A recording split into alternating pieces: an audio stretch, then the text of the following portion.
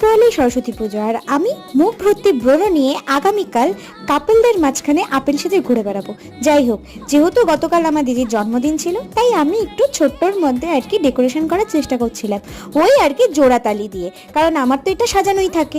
তো তারপরে ওকে ডেকে নিয়ে এসে বসিয়ে দিলাম কেক কাটিং করাতে, তারপরে একে একে ও আমাদের সবাইকে কেক কাটিয়ে দিল, সরি খাইয়ে দিল।